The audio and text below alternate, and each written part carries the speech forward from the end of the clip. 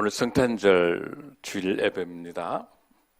성탄절이 갖고 있는 의미는 많이 있지만 우리가 간절히 성탄절 우리 예수 그리스도의 메시아 되신 우리 주님을 간절히 기다리는 마음과 함께 그 마음으로 다시 오실 예수 그리스도의 재림을 기다리는 그 절기를 우리가 성탄절이라고 볼 수가 있습니다. 그 어느 때보다도 우리의 지금 정치, 경제, 환경, 또 국제, 사회 이런 내용들을 볼 때 참 암담한 것들이 너무 많습니다. 경제도 지금 고금리 때문에 또 굉장히 경제적인 어려움도 있고, 그리고 우리 영세 상인들뿐만 아니라 우리 소상공인들 정말 힘든, 또 우리 영세 어려운 우리 이웃들이 더 힘든 그런 시대 속에 살고 있습니다.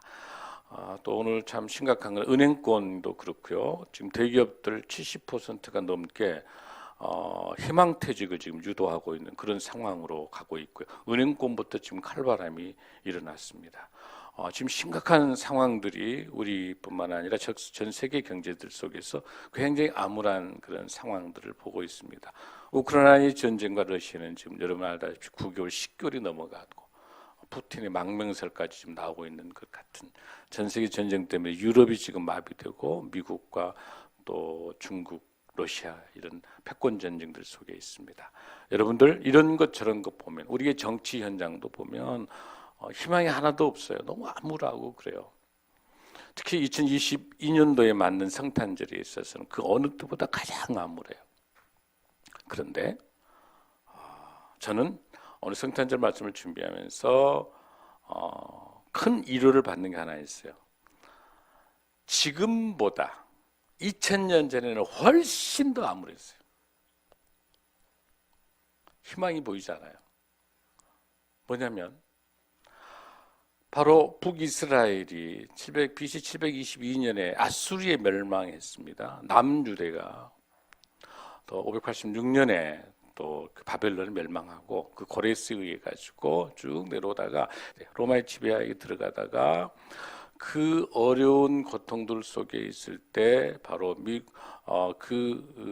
로마의 아우구스투스라고 여기 아구스토라고 나오잖아요. 이 본문에 나와 있는 그 아구스토가 있을 때 전 세계 패권을 쥐고 있었던 그 악랄한 팍스 로마나라고 하는 로마의 그 시대를 이끌어가는 그 황제의 패권이 미치지 않는 나라가 없었던 거죠.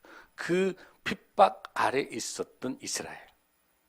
더 힘든 것은 뭐냐면 바로 한 36년 동안이나 계속해서 그 왕위를 지휘하고 있었던 헤롯 대왕을 중심으로 헤롯 왕과에 의해서 아우구스투스 그 황제에다 와서 아부해서 바로 그 독재의 지배를 받았던 바로 헤롯 왕 시대 때 그 두 기절이 누가복음 1장과 2장에 헤롯 왕 때 이렇게 나와요.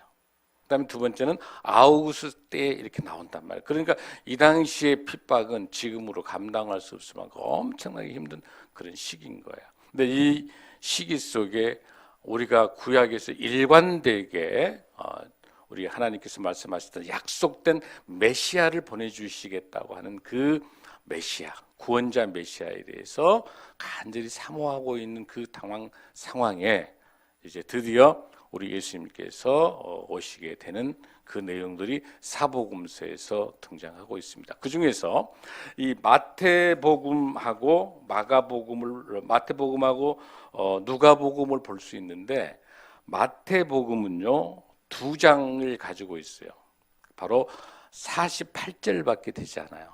그런데 누가복음은 2장인데 똑같이 2장인데 132절을 다루고 있으니 마태복음보다도 누가복음이 3배나 더 많이 우리 예수 그리스도의 탄생에 대한 소식들을 잘 전하고 있습니다. 마태복음은 유대인들에 대한 메시지라고 말할 수 있으면은 누가복음은 인자로 오신 우리 사람으로 오신 우리와 가장 성정을 갖고 있는 우리 인간의 모습으로 오신 우리 예수님을 설명하고 있어요. 그리고 이 누가복음은 더 놀라운 것은 사회적으로나 종교적으로 가장 힘든 바로 그 고와 가부와 나그네 그리고 병자, 세리, 장녀, 죄인 이 세상의 모든 모든 낮고 낮은 모든 사람들을 위해서 쓴 책이 바로 누가복음이라고 볼 수가 있어요.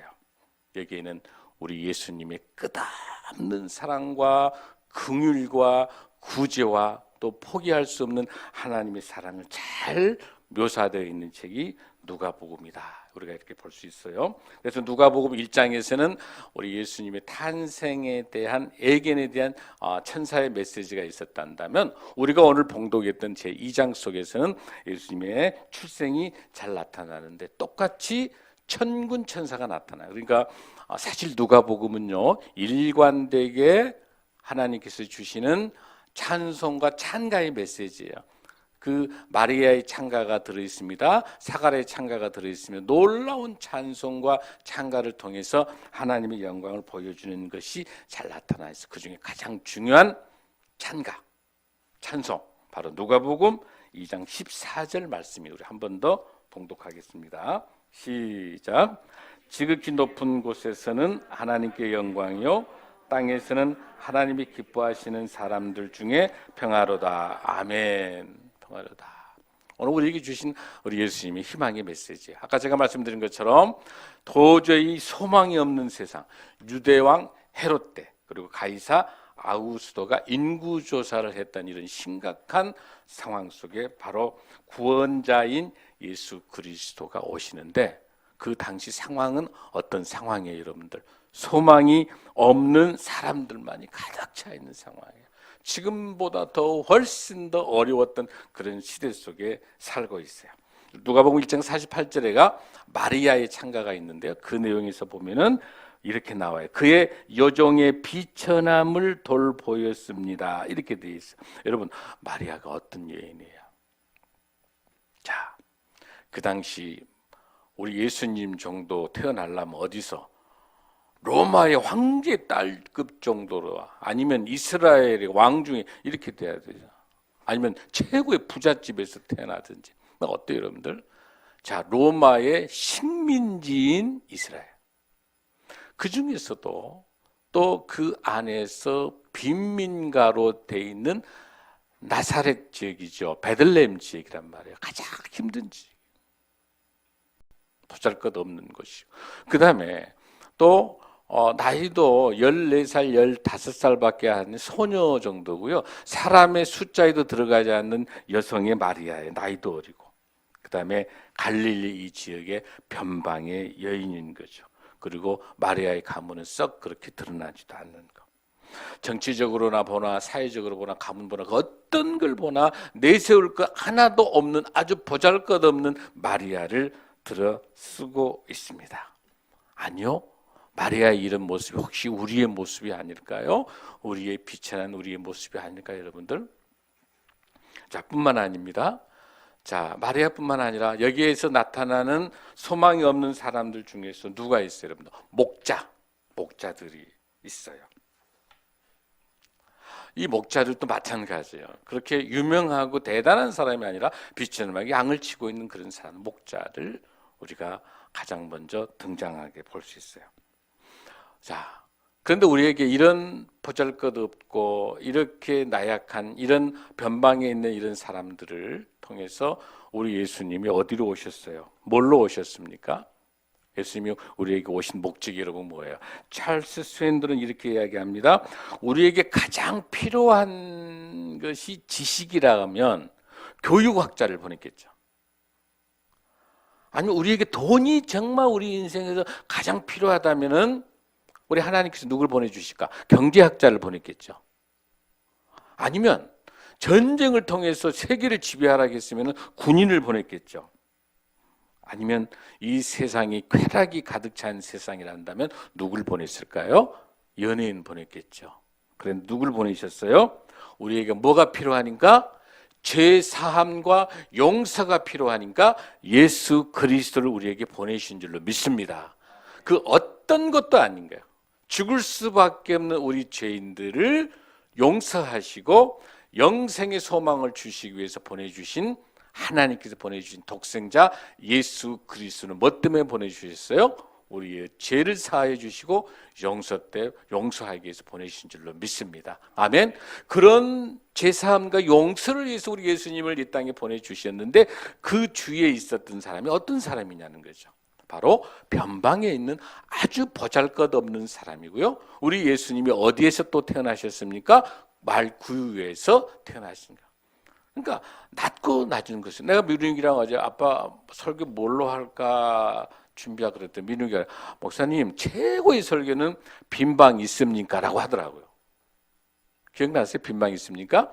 그 말구유 속에서 그 많은 여관방이 많은 호적으로 왔기 때문에 여관방이 부족했지만, 그러나 돈이 있는 사람 방이 충분히 있었을 거예요. 돈 많고 더 좋은 것을 위해서 뭔가의 방이 하나 있는데 그 연극에서 나오는 덕구는 그 방이 없다라고 집주인이 말하는 것이 연극 내용인데, 그 덕구, 착한 덕구는 그 만삭되어 있는 마리아와 요셉이 오는 그 끙끙거리는 걸 보고 처음에는 방이 없다라고 했다가 그 비참한 모습을 보고 마리아와 요셉을 붙잡고 저희 빈 방이 있습니다라고 하는 것. 사랑하는 여러분들, 여러분 마음속에도 우리 예수님을 모셔드릴 빈 방이 있습니까? 아멘, 아멘. 바로 그 빈방. 그런데 이 구유에는 없는 거예요. 그밖에 없는 것이 우리 예수님이 바로 머물 수 있는 것. 그 구유에서 출발된, 구유 안에 있는 예수 그리스도를 보는 그 모습 속에서 변방에 있는 목자가 어떤 사람인가? 저는 굉장히 중요한 오늘 메시지가 이 본문 속에 있다고 봅니다. 8절에 한번 보십시오. 그 지역의 목자들이 밤에 밖에서 자기 양떼를 지키더니. 여러분, 우리 예수님 정도가 태어나려면 누가 나타나야 되죠? 바리새인, 서기관, 유대인의 지도자급들 정도에게 알려야 되잖아요. 왕에게 알려야 되잖아요. 만행의 왕 예수 그리스도인데. 근데 누구에게 제일 먼저 알려주고 있습니까? 바로 목자에게 알려주고 있다는 사실이에요. 여러분, 이 목자는 누구라고 볼 수 있어요? 목자. 왜 목자가 제일 먼저 우리 예수님을 맞이했었을까요?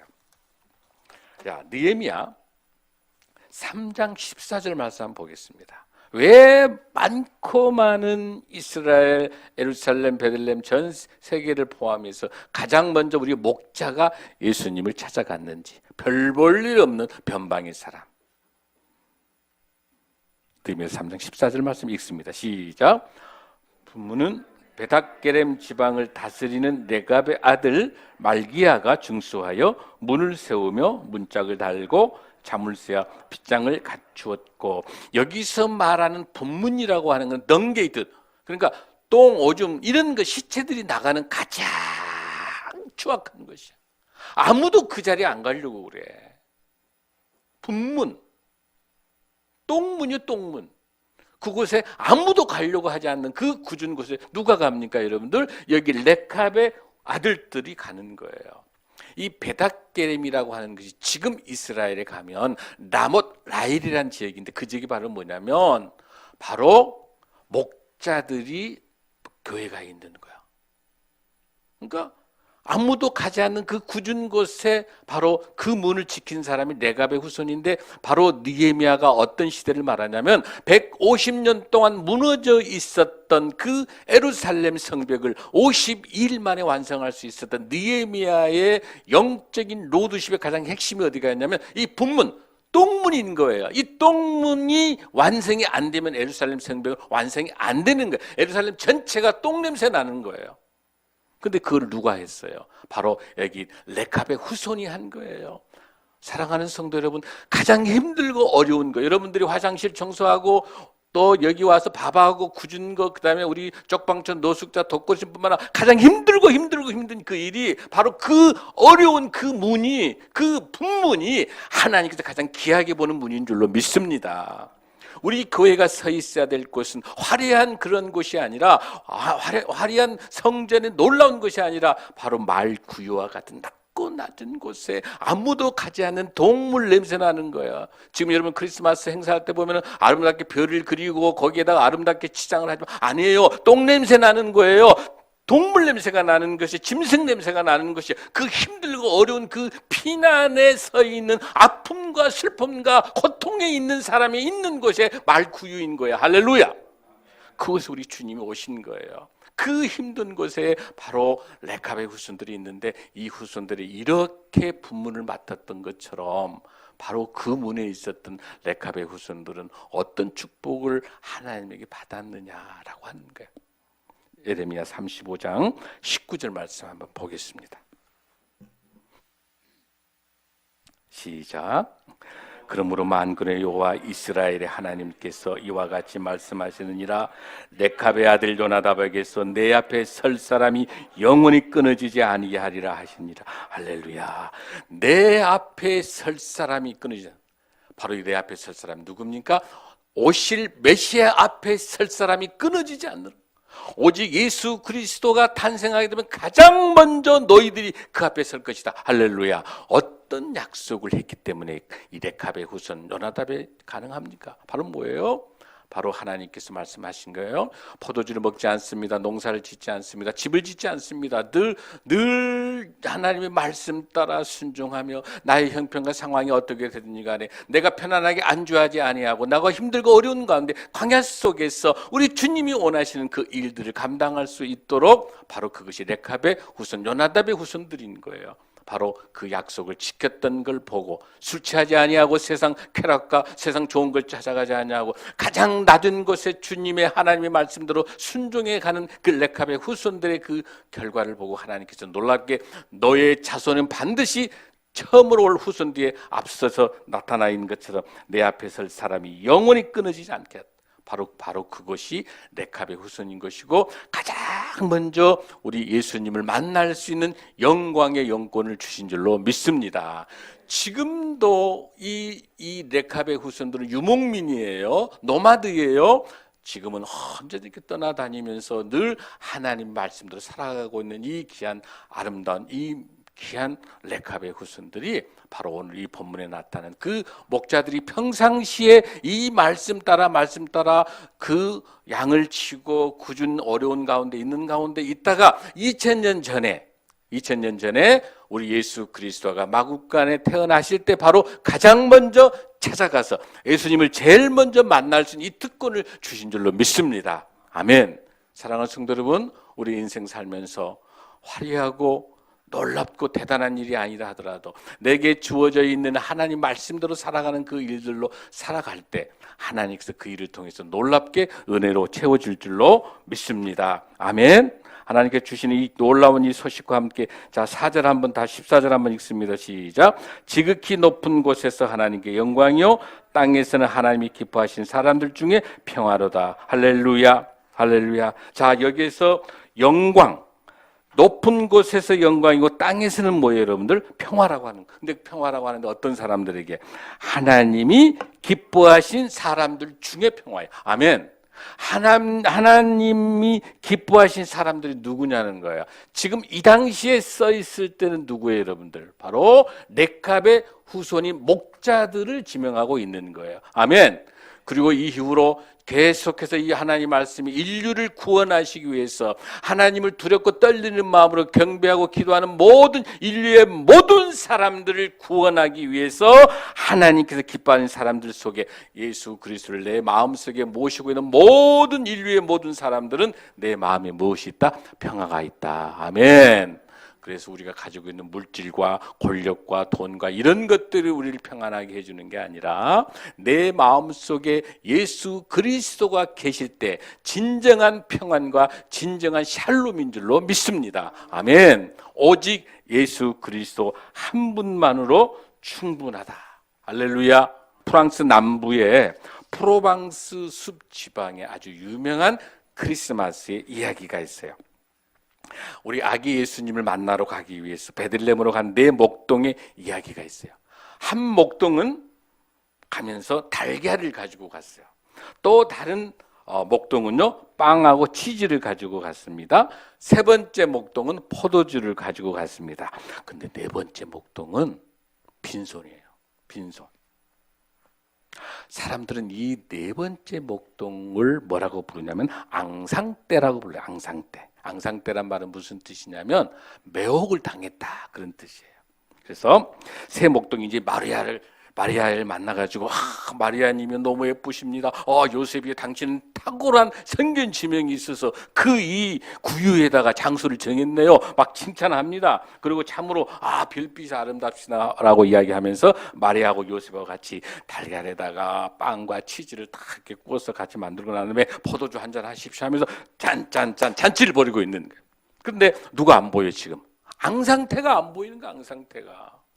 이 세 명의 목자들이 잔치하고 마리아와 요셉과 막 즐겁게 예수님 탄생해서 짠짠짠 하고 있는데 앙상태가 안 보이는 거야. 잠깐 그 커튼, 그 구유인 커튼 쫙 여니까 말 구유 속에 우리 예수님 계시는 거야. 이 세 목자들은 예수님 만나기도 전에 마리아하고 요셉하고 동네에 있는 사람은 앙상태는 그 아기 예수 앞에 가서 예수님, 나는 예수님에게 매혹당했어. 나는 예수님이 나의 구줌을 믿고 나는 예수님만을 바라보면서 예수님 하고 있는 앙상태가. 사랑하는 성도 여러분, 우리 인생을 살면서 목자처럼 간다고 갔지만 여러분 손에 빵을 들고 있습니까? 포도주를 들고 있습니까? 치즈를 들고 있습니까? 계란을 들고 있습니까? 아니, 산타클로스? 아니요, 크리스마스 트리? 백화점? 무엇으로 여러분의 성탄절을 맞이하고 있습니까? 무엇이 여러분을 화려하게 만들고 있습니까? 지금 여기서 가장 중요한 것은 나의 비움을 통해서 앙상태처럼 그 말 구유에 있는 예수 그리스도를 통해서 내 삶이, 내 인생이 앞으로 내게 있는 거룩한 하나님의 선물인 예수 그리스도의 이 선물을 통해서 어떤 고난과 역경이 온다 하더라도 이 변방에 있는 많은 사람들 속에 찾아온 예수 그리스도가 저와 여러분의 주님이 되어야 될 줄로 믿습니다. 아멘.